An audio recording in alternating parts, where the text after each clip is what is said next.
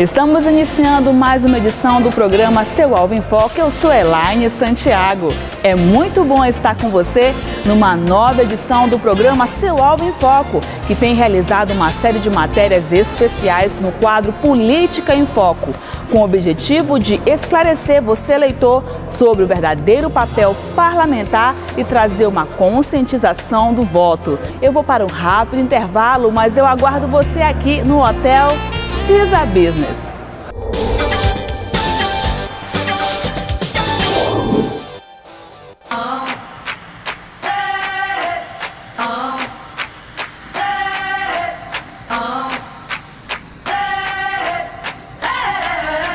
Uma novidade está atravessando os céus. Estamos construindo uma das mais novas e modernas frotas de avião do mercado internacional. Você nunca experimentou tanto conforto e nunca viveu tão conectado. A nova American está chegando.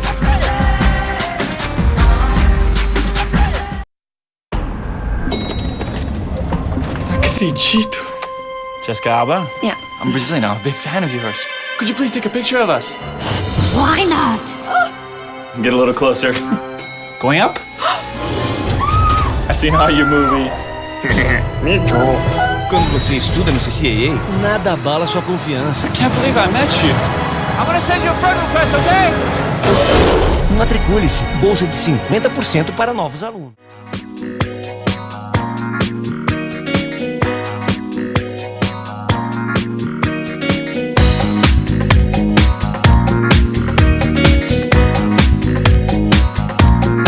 Vitória Fernandes tem tradição na cidade de Manaus e hoje ela recebeu aqui no seu salão com a sua equipe belíssima, uma equipe de excelência, a nossa amiga Alcelane Marinho, que é aluna da faculdade ESBAN e ganhou uma transformação num evento realizado para comemorar o Dia das Mulheres com o apoio da Vitória Fernandes.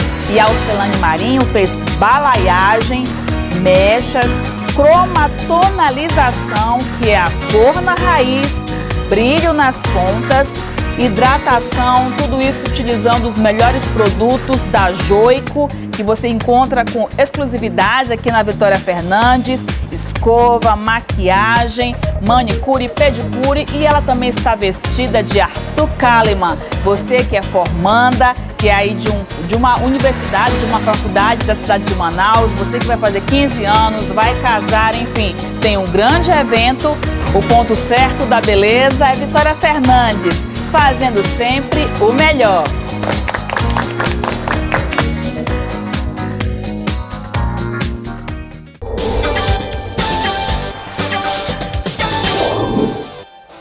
Olá, estamos iniciando o nosso quadro Política em Foco, uma série de matérias, de entrevistas com personalidades públicas, locais e também nacionais, onde cada um explica o seu papel como parlamentar, uma prestação de contas, as suas principais bandeiras de atuação, neste ano muito importante para o nosso país, ano eletivo, ano que vamos estar escolhendo as novas autoridades que estarão administrando, estarão à frente de toda a questão legislativa do nosso país. E lembrando a você que a Infoco Consultoria e Assessoria é uma empresa idealizadora do programa de TV Seu Alvo em Foco. E nós não estamos somente linkados no programa de TV Seu Alvo em Foco, não. Atuamos também na área de consultoria de marketing eleitoral, atuação de coordenadores de campanha, planejamento de marketing político eleitoral, motivação profissional, encantando no atendimento ao cliente, no caso aqui o eleitor, conhecendo o nosso nicho de mercado, marketing pessoal, assessoria de imprensa parlamentar, edição, TV e rádio, programas eleitorais, pesquisas eleitorais quantitativa e qualitativa, tudo isso certificado pela Associação Brasileira de Consultores Políticos do Brasil. Eu estou recebendo no programa Seu Alvo em Foco um parlamentar bem atuante, também gosta de polemizar, mas com propriedade. Ele, assim como eu, é um advogado, escolheu a área política e eu a área da comunicação, mas com certeza todo esse conhecimento e respaldo o senhor para estar atuando com propriedade esse papel como deputado estadual. Bem-vindo, deputado Marcelo Ramos, ao programa Seu Alvo em Foco, e dê agora aí o seu alô para os nossos telespectadores. Obrigado, Elaine. Primeiro eu quero agradecer o convite. Para mim é uma honra poder dialogar sobre a política, sobre a boa política, sobre a política como ela deve ser feita e exercida.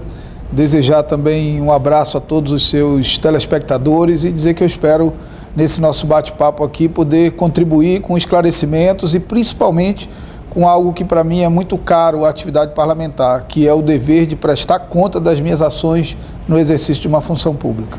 A questão de oposição no nosso Brasil, a questão política, ser um parlamentar de oposição tem estado bem enfraquecida no âmbito até nacional, porque as coligações, as alianças acabam que amarrando.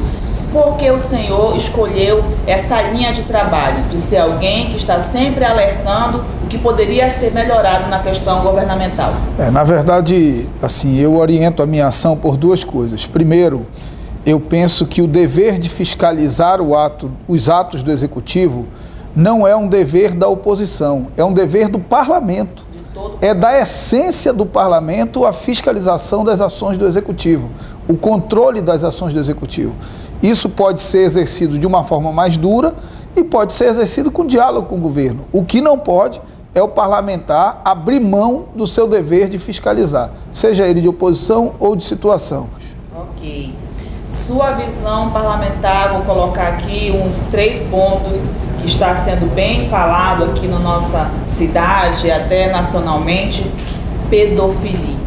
É uma situação que já é antiga, mas agora está ganhando muita força devido a novas leis, o parâmetro do adolescente, da criança e adolescente, enfim, como que o senhor encara essa problemática e quais as medidas mesmo cabíveis e energéticas que devem ser tomadas para autoridades ou não que estão envolvidas nesse tipo de situação?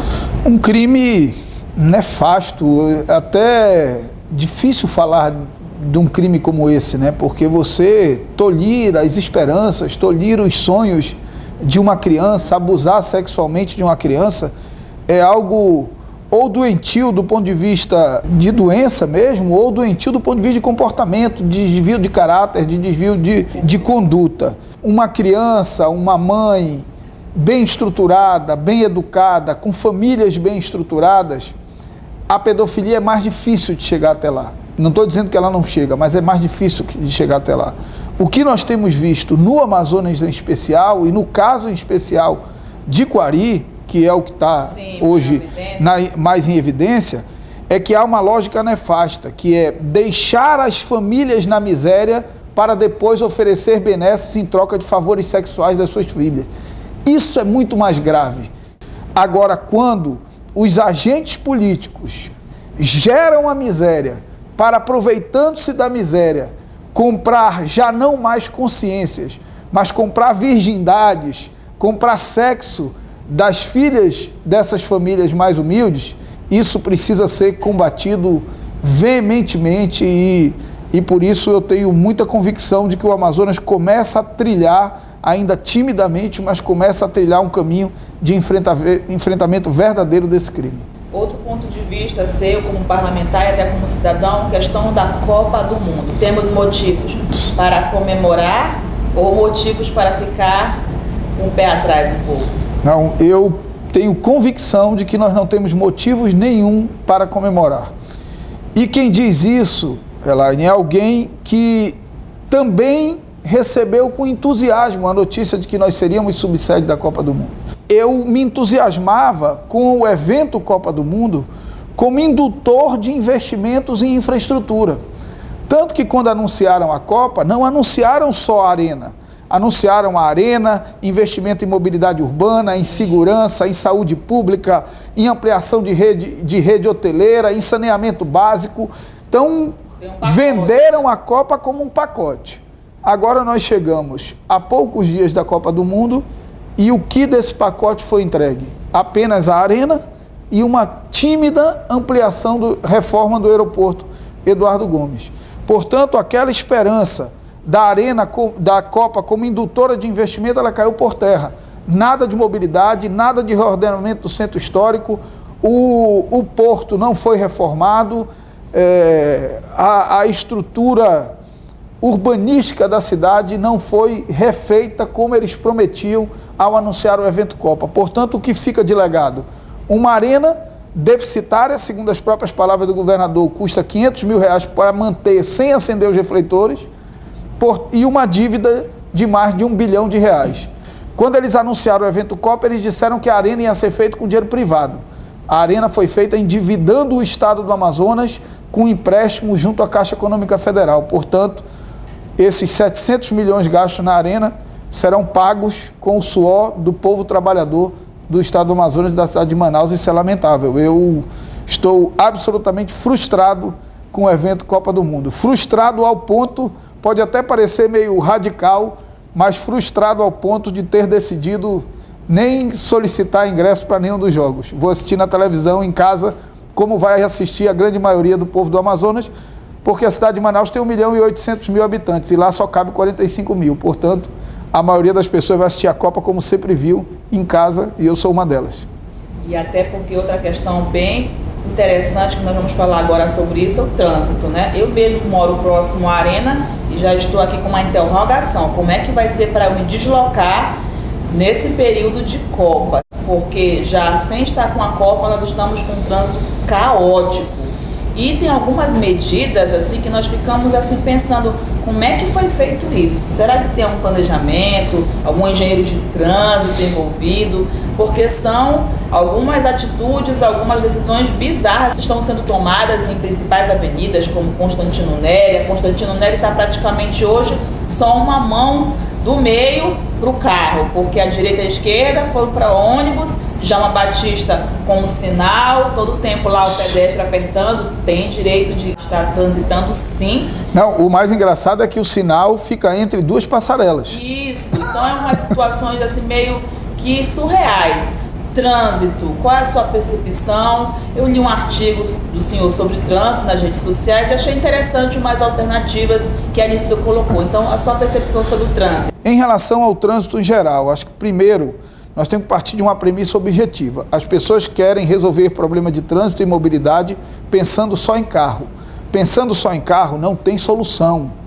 O Manaus licencia 4 mil carros por mês.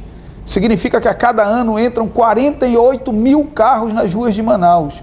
É impossível que as ruas se alarguem na mesma proporção. Portanto, não adianta achar que é alargando rua, construindo novo viaduto e tudo mais, que você vai, de forma estruturante, resolver o problema do trânsito. Hoje, nós ainda não podemos dizer para quem tem carro, deixe seu carro em casa e vá de ônibus. Mas nós precisamos criar as condições para que, num futuro próximo, nós possamos dizer isso para a população. Nós precisamos estimular os deslocamentos não motorizados, então, ter calçadas arborizadas, para que os pequenos deslocamentos sejam feitos a pé, tirando o carro da rua. Nós precisamos criar ciclovias, ciclofaixas e ciclorotas para que alguns deslocamentos sejam feitos de bicicleta.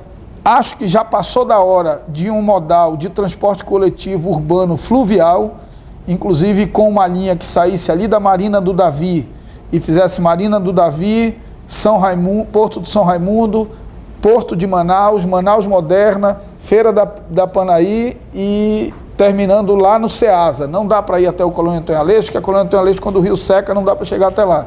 Mas nós temos que ter uma mobilidade de transporte urbano fluvial, que pode até ter uma característica de transporte também turístico, porque os turistas vão pegar essa linha para conhecer a orla de Manaus. Talvez essa linha possa ser metropolitana, estender até ali o Cacau Pireira, onde já tem um grande deslocamento em pequenas embarcações para a cidade de Manaus.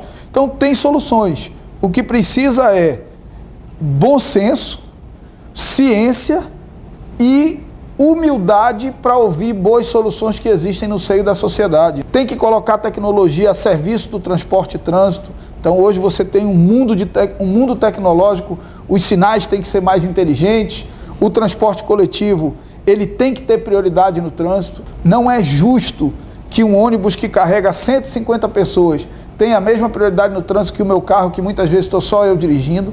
Então tem solução, é preciso boa vontade. E além do mais, apesar do trânsito ser matéria constitucionalmente de responsabilidade do município, o bem-estar das pessoas é a responsabilidade de todos.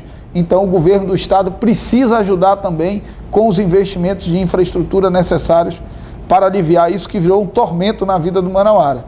Eu digo no artigo que antes em Manaus você tinha engarrafamento de 6 às 7 da manhã e de 18, né? E sabia também onde tinha engarrafamento. Hoje tem engarrafamento o dia inteiro em todas as ruas de Manaus. Nós perdemos uma grande oportunidade histórica e é inexplicável. A Câmara Municipal de Manaus aprovou um novo plano diretor da cidade de Manaus sem um plano diretor de transporte e trânsito. Então, olha lá, você discutiu na Câmara dos Vereadores o gabarito de um prédio, quantos andares pode ter um prédio, mas não fez essa discussão em conjunto da proporção, da quantidade de andares que tem um prédio com a caixa viária da rua que passa na frente dele. É incômodo esse descompromisso dos poderes públicos demonstrado pela Câmara Municipal de Manaus quando não incluiu um plano de transporte, trânsito e mobilidade na elaboração do seu plano diretor. Fica essa reflexão, aí esse alerta e esse questionamento. Outra situação que eu gostaria de conversar com o senhor é a questão dessa nova proposta política, né? A junção do senhor com outras autoridades públicas aqui do nosso estado para trazer algo novo para a população. O que seria isso? Uma nova proposta política para Manaus?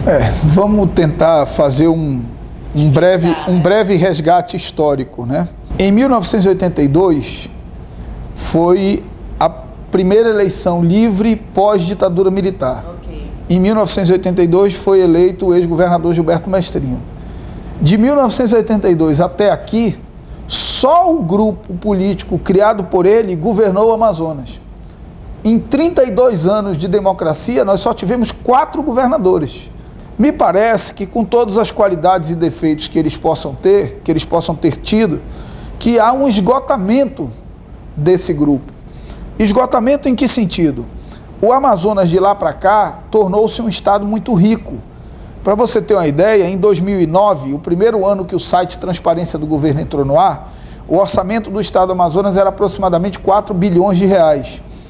Em 2014 será 15 bilhões de reais.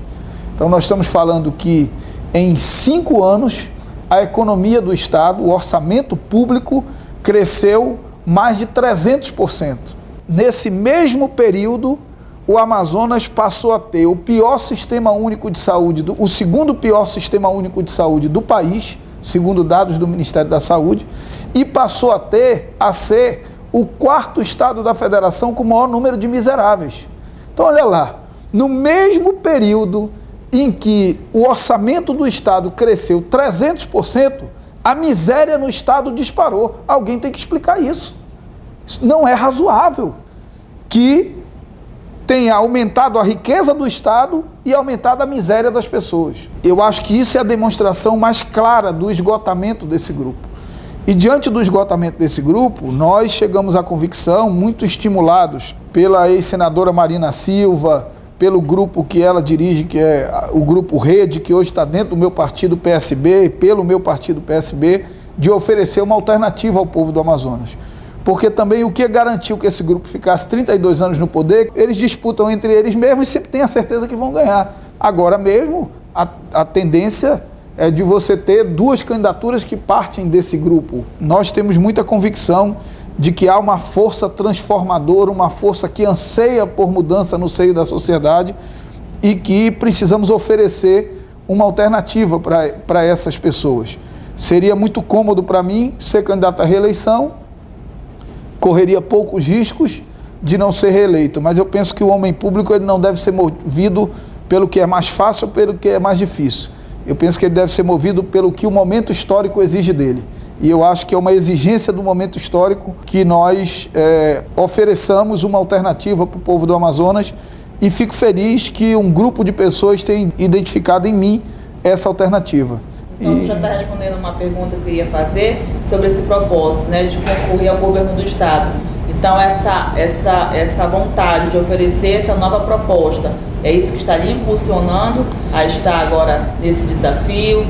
Algo já está concreto, ainda está somente nas conversas? Como é que está? Na verdade, hoje nós temos uma pré-candidatura avalizada pela direção estadual do meu partido, avalizada pela direção nacional do meu partido, avalizado pelas lideranças da Rede Sustentabilidade, que é um partido dentro do PSB, avalizado pelo Eduardo Campos, que é o nosso pré-candidato a presidente da República, pela Marina Silva, que deve ser a nossa pré-candidata a vice-presidente da República, mas a homologação disso depende das convenções partidárias, que são só no final de junho. Então ainda temos daqui até lá uma longa caminhada. Ok. Agora, para estarmos, nós já trouxemos aqui um senador, estamos tendo em cada programa um parlamentar de uma esfera. Explicar o papel de um deputado estadual. Parece que é uma coisa simples, mas a massa, a população, ela confunde muito o papel de um deputado estadual com federal, vereador, aí quer pedir do deputado estadual para tampar um buraco de rua. Então, explica para a gente mesmo de forma técnica o papel, e tem até muitos parlamentares que se aproveitam dessa ignorância da população e acabam prometendo coisas que nem podem fazer, ou outras que não são nem da sua competência, né, de jurisprudência, vamos dizer assim, jurídica. Então, o papel de um deputado estadual. O que um deputado estadual faz pelo seu estado? Vamos lá. Primeiro, nós adotamos um modelo que é aquele modelo lá do espírito das leis de Montesquieu, de tripartição dos poderes: executivo, legislativo e judiciário. Os deputados fazem parte do poder legislativo. O Brasil tem a União, os estados e os municípios. Então, nós temos uma federação dividida em 3 entes. Os deputados são o poder legislativo desse ente intermediário, que são os estados. O Brasil tem 27 estados na sua federação.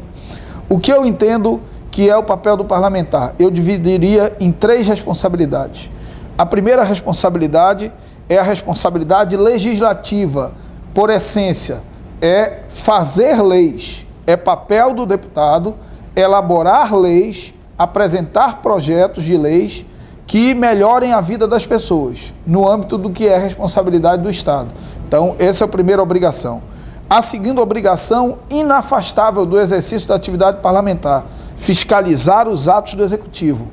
Cabe ao Poder Legislativo ser o fiscal da tendência autoritária do Poder Executivo, já que o Poder Executivo é o ordenador de despesa, é quem tem recurso, é quem tem secretaria, é quem executa a obra.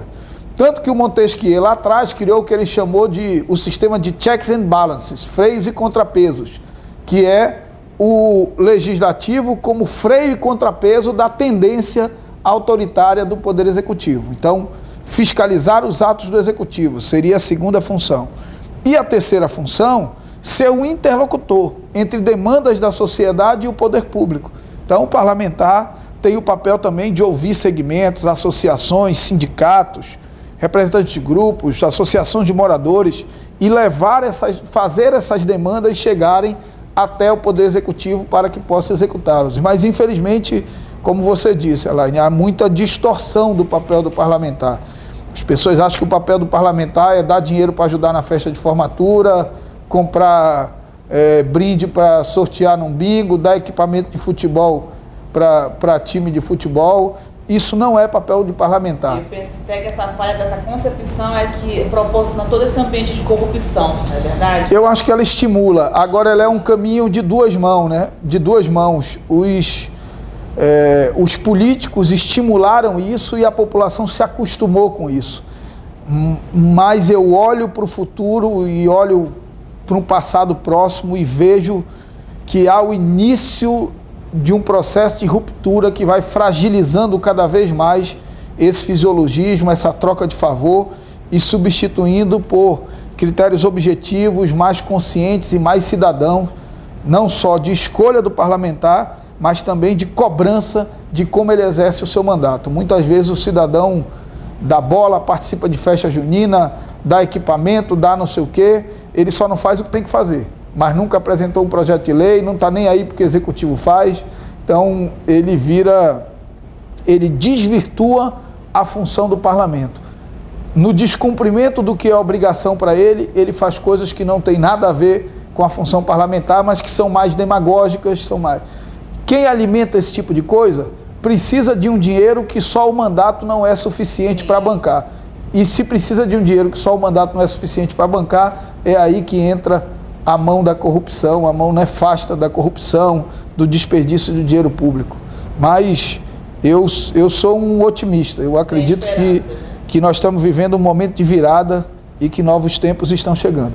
Ok, então agora deixa para o nosso telespectador a sua palavra sobre, como cidadão, nem como uma pessoa pública, um parlamentar, sobre a questão da importância do voto consciente. Você pode até olhar ali para aquela câmera e falar bem mesmo nos olhos. Primeiro eu vou olhar para você, para agradecer você, dizer a alegria de compartilhar esse momento, a qualidade das perguntas, às vezes que vi o programa também muito bacana. Então, primeiro, parabenizar você e toda a equipe técnica que está aqui. Aos telespectadores, eu quero dizer que nós viveremos em breve um momento histórico fundamental para o nosso país. Teremos eleições gerais, é um momento de mudança. No ano passado, em junho, boa parte da juventude, da população brasileira foi às ruas clamar por novas estruturas de poder, manifestar as suas esperanças, os seus desejos de mudança, e é preciso agora em 2014 dar consequência àqueles gritos que foram ouvidos nas ruas. Portanto, eu peço a todos que sejam absolutamente criteriosos na escolha do seu voto. A hora que a população for criteriosa na escolha do seu voto, a hora que a população assumir-se como corresponsável da transformação, será o momento em que essa energia transformadora entrará em movimento e não haverá tempo de TV, conchavos partidários, dinheiro que será capaz de superar a energia transformadora e o desejo da população por novos tempos na política. Eu sou um homem de muita esperança, sou um homem de muita fé, de fé em Deus e de esperança de que dias melhores virão. Está chegando a hora de uma grande virada para o povo do Amazonas e para o povo brasileiro, e eu tenho certeza que a eleição de 2014 vai simbolizar isso. Um grande abraço a todos e obrigado a você mais uma vez. Nós agradecemos toda a equipe do programa Ciolgo em Foco. Você conferiu o nosso quadro Política em Foco, que hoje recebeu o deputado Marcelo Ramos. Vamos estar trazendo também outras autoridades nessa matéria exclusiva desse quadro Política em Foco, para estar esclarecendo o papel de cada parlamentar e trazer para você uma maior consciência política e a importância do seu voto.